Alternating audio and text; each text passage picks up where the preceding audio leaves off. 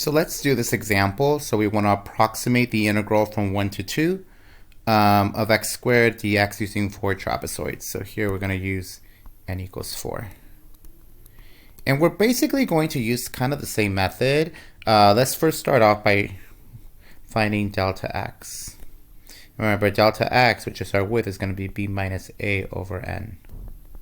So that's going to be 2 minus 1 divided by 4, which is 1/4. Or you can just write 0.25. So if we were to draw a picture of this, here's 1 and here's 2, and we got this function. Remember, what we're going to do is that we're going to use trapezoids to do this. So we're going to add 0.25 from 1 all the way until I get to 2. So the next one's going to be 1.25, 1.5, 1.75. And you can see that my trapezoids are going to look something like this.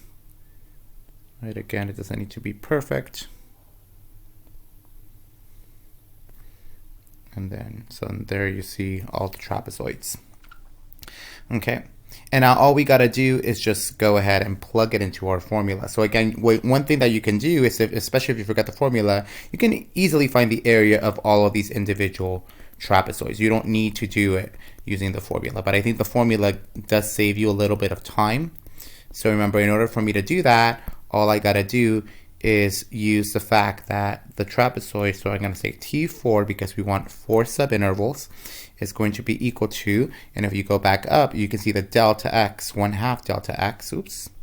So you have 1/2 delta x, and then you're going to have f of x0 first, then everything in the middle is going to have a 2,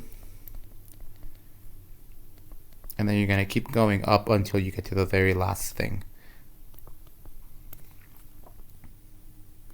So we have 1/2 delta x is 0.25, and now f of x1, so that's going to be f of 1. The very last one is going to be f of 2, because those are my endpoints, and everything in the middle is going to have a 2. So these guys are going to have a 2 in the front. So 2 times f of 1.25 plus 2 f of 1.5 plus 2 f of 1.75.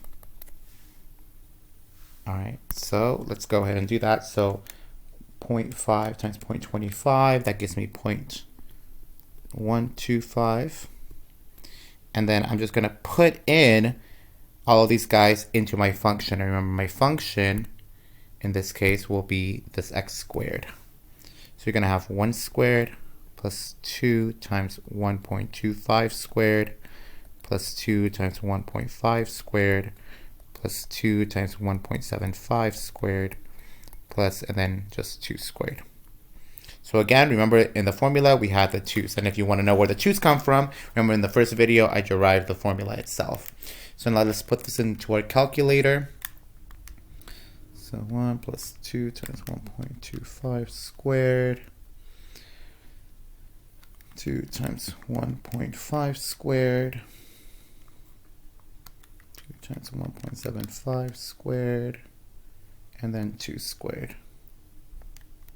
So hopefully I did this right, and I end up getting, well, now equals 2.34375. Okay, so I end up getting that answer. Okay, and if I were to actually look at the actual integration, because you can actually integrate this, so this is going to be x cubed over 3 from 1 to 2, so you get 2 cubed over 3 minus 1/3.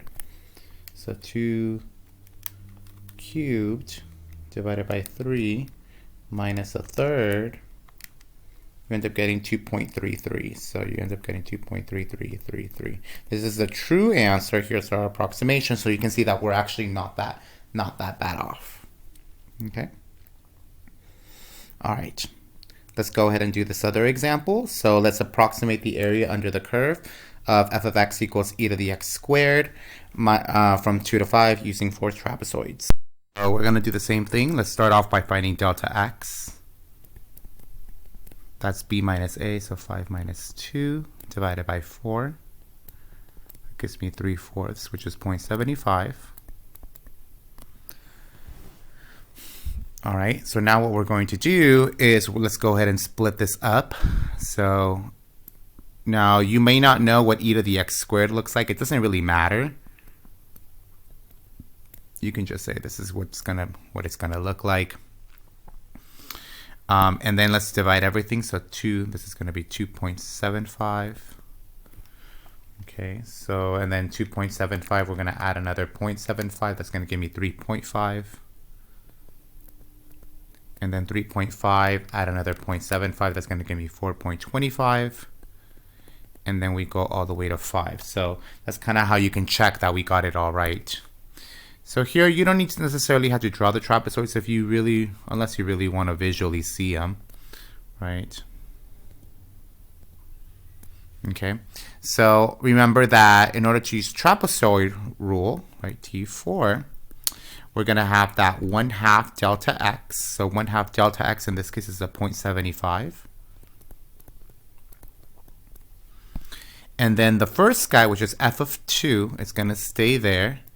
Everything in the middle is going to have a 2f of 2.75 plus 2 times f of 3.5 plus 2f of 4.25. And then the very last one is going to just be f of 5. Okay, so let's go ahead and do this. So half of 0.75, that's going to give me 0.375. And then f of 2, so that's going to be the function ex squared. So e to the 2 squared plus 2 e to the 2.75 squared plus 2 e to the 3.5 squared plus 2 e to the 4.25 squared plus e to the 5 squared. Okay, so this is going to be a very, very big number, I believe. 375. So e to the 4 is 2e to the 2.75 squared plus 2,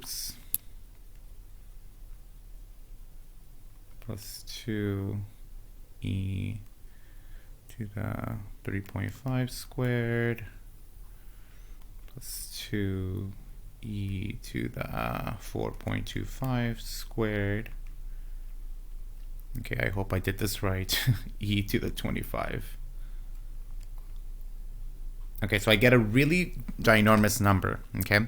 So what I end up getting is 2.71, and then later on, if you keep going over to the right, you'll see an E, like a little E and a 10. This is what we call scientific notation.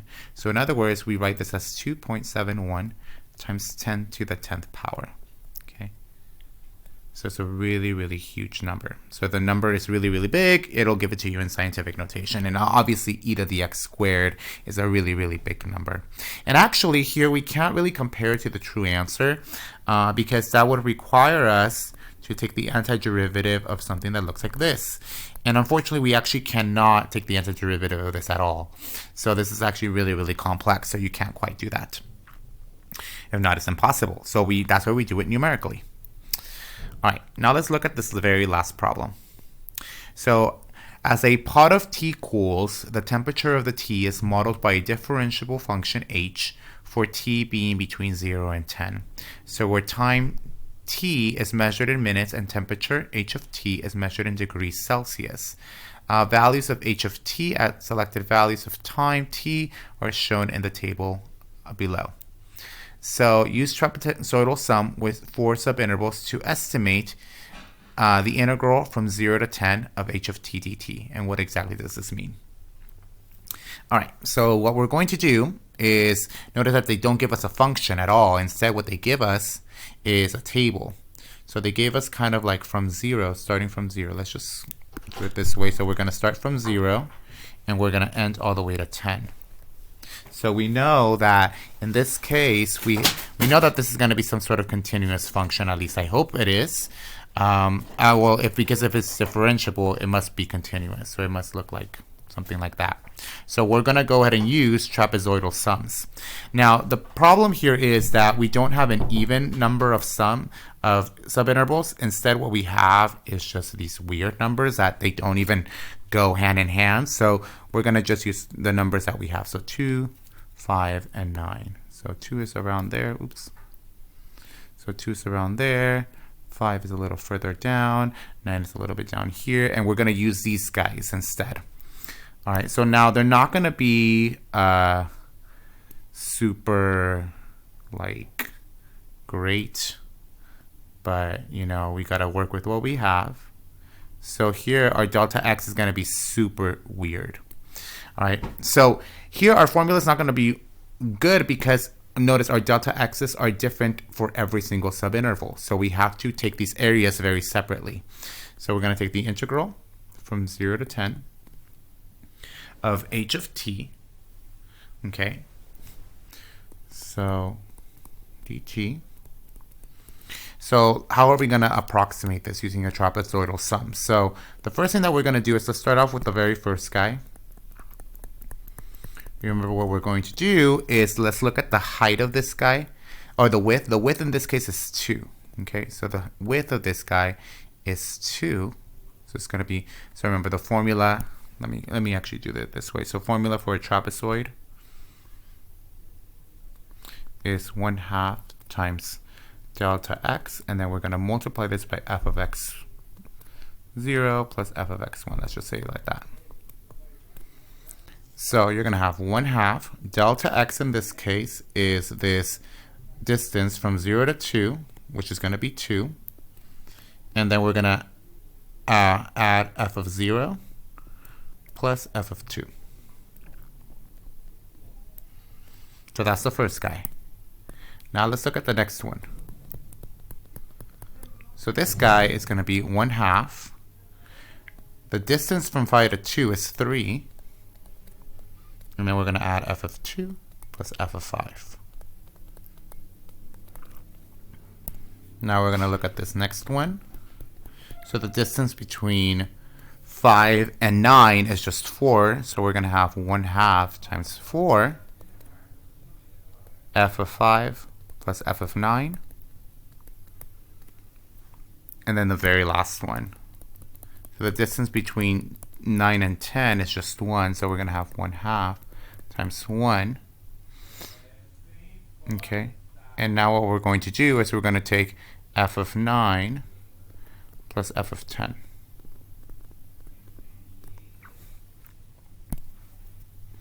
Okay, so this is going to give me 1.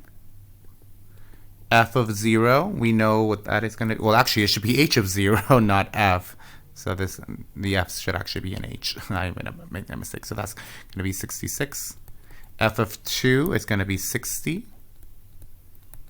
It's going to be 3/2. F of 2 is 60. F of 5 is 52. This is going to be a 2. F of 5 is 52. F of 9 is 44. 1/2. F of 9 is 44. F of 10 is 43. Okay, and all we got to do is just put this in our calculator.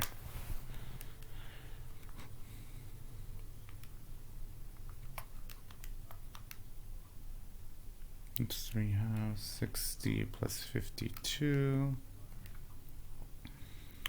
plus 2 times 52 plus 44 plus 1/2, 44 plus 43. So I end up getting 529.5. Okay, and I just realized let's not worry about what this means. Okay, if this was a rate, it actually would be the total amount of degrees if this was a rate, but I just realized that's not, this isn't a rate. So this is going to be the answer for this particular problem.